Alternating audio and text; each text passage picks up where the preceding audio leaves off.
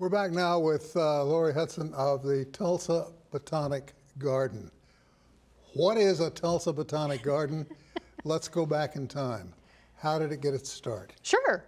Well, a botanic garden, I like to tell, a good way to talk about botanic garden for kids especially is kind of think about a zoo that has a collection of all kinds of animals from all over the world that you can see. Botanic gardens are kind of like that.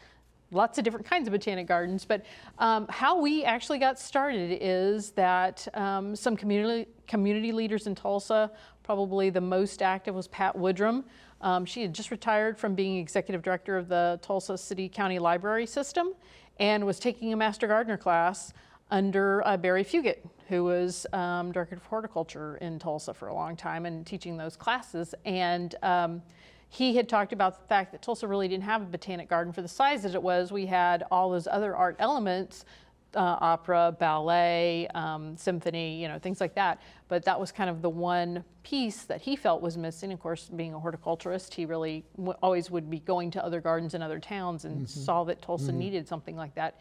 He mentioned it in his class, and Pat, supposedly the story goes, Pat mentioned it, came up to him and said, I'll help you with that. And that started us long ago. So bless her heart. I'm so glad she got away from the library before all the politics moved in. God well, love her. And I have to say there were others involved as well. I mean, they quickly recruited others and started that. But it was, I like to say it was the community. It was community leaders, which I think is a great story for us. We have, and we're going to be showing some pictures from it as you and I talk. But how large a facility? Sure. It is, that's the other really interesting point about us. Our land, which was donated, is 170 acres. We're about 8 miles north and west of downtown Tulsa. So we're in Osage County, just barely. But nearby, next to us was Post Oak Lodge, and that they donated 170 acres to the project many times, in its infancy, really in its infancy as an idea, as a concept. And I tell people it's a garden from scratch. There was no road, there were no utilities. Different gardens come about in different ways, and that's fine. But a lot of them sometimes have been historic homes that are then, given to their cities or to the public to be managed. We are brand spanking new in some ways. Well, and what's intriguing about it all is how it's caught on. My first visit, my very first visit there was going into Christmas one year. Sure. And I was astounded at everything you guys had done, because as you can see from some of the decorations you were just watching the video of, somebody spent some hours getting that thing ready. Yeah, lots of hours. We've been doing that for a few years, and it's probably actually one of our biggest fundraisers and one of our busiest times of the year, which is kind of interesting because you don't think about necessarily going to a garden in December or in the winter. But we worked with our designers. We knew we wanted to do that, and I think for a lot of people the first time out, probably you included, is just understanding the scale of it. The scale of what we have with that 170 acres. Our Tandy Floral Terrace garden is, about 2 to 3 acres in size, just that garden piece. So the lights, we worked with our designers that actually designed those gardens, and so it was a very thoughtful design process, and then lots of hours of putting up lights. I've done it myself. Well, when I was there the very first time, at night, you really can't appreciate the fact you have hundreds and hundreds and hundreds of different species of plants growing in the area. Sure.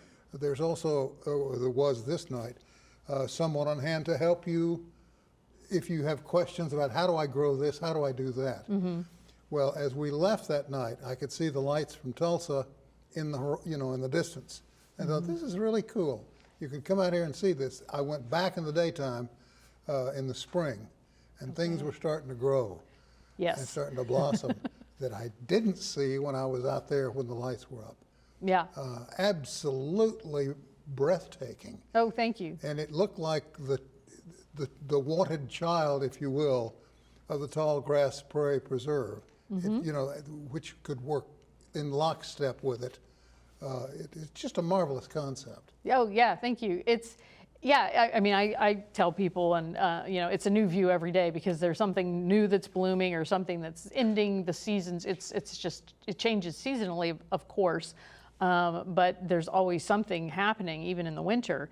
And part of that too, that 170 acres, we're not planning to develop all of that into cultured garden areas. About 100 acres we're planning to keep natural, and we have a nature trail right now that goes through it. It's wonderful cross timbers, ecoregion, so it's the stunted trees, you know, not a virgin forest like some other places, but that same type as well as the prairie. So you have, excuse me, you have that mix of both of those ecotypes, and the diversity of plants and wildlife just goes up from there. You have the feeling when you walk the grounds that Mother Earth is happy. Yes, I do, every day. Well, and you guys also make great hot chocolate, I discovered in the winter months. Oh, well, thank you. We do have high quality standards on our hot chocolate, probably from staff. We're all big chocolate people. And you've got a gift shop. We do. We have a small gift shop in our visitor center, and you know, that's another way that people support us. We have honey that from hives that are managed by beekeepers on site, and sell that in the shop. Have memberships that help support us, of course, as well. And that was my next question. How can individuals become a part of it? You know, my first thing would be, if you haven't had a chance to come see us, do it, because that's probably the biggest thing, is just knowing where we are and getting there. And it's not far from Tulsa. It's a lovely drive. You're starting to get in the Osage Hills. And then, you know, like I said, the scale. We opened the new gardens recently, but a lot of people, when on their first visit, will join us as a member, and that gets them some benefits, but also helps support us. But then we also have volunteer opportunities when we do those fall and holidays events. And then, you know, things from there, you know, You're also sponsorships an author, and things. are you not? Me? Yeah. I was told that you're an author. I don't know. No, don't have a book.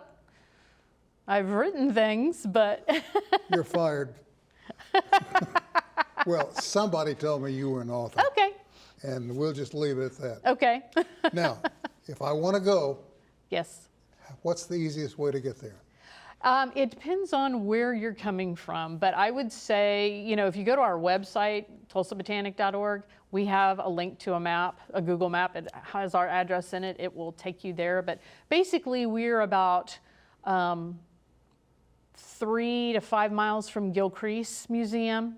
That's a good place if you're kind of used to Tulsa or coming from the Tulsa area. We have people that come from Bartlesville, we have people that come from all over, but I kind of, you know, give people that idea. Or usually 75 highway is the closest major interstate highway. I got it. Lori, thank you. Oh, thank you. Appreciate you enjoyed coming it. in. We'll do this again. Oh, let's do, and you come out and see us. I want to come see it in the daytime, bring camera, and you know the bit. Oh, definitely. All right, short break. We'll be back with more. In fact, we got something coming up you're going to want to listen to as we talk about it right after this.